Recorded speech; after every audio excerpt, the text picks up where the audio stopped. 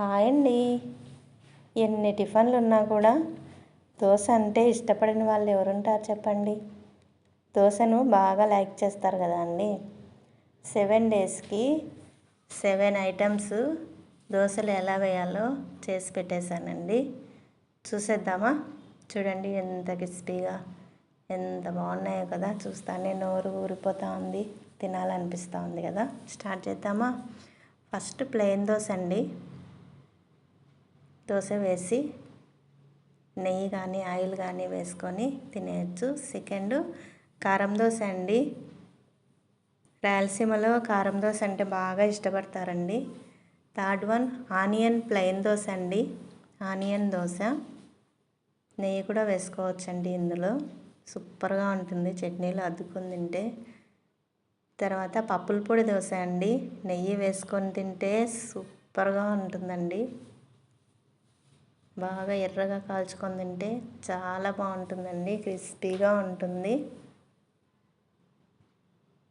Next one masala dosa అండి.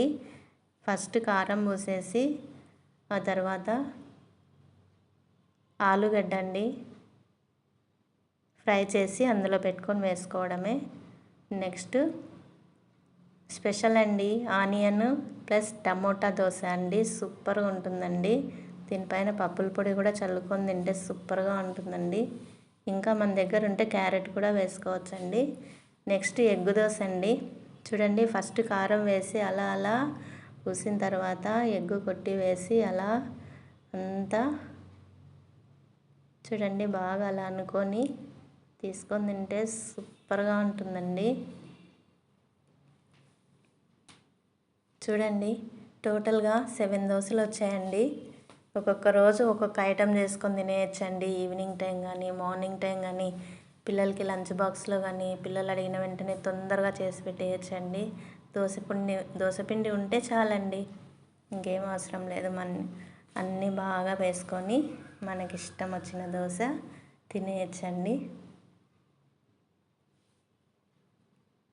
ఇంకో రోజు కడప కారం దోశ స్పెషల్గా వేసి చూపిస్తానండి. మీకు నచ్చితే లైక్, షేర్, సబ్స్క్రైబ్ అండి. Thank you for watching.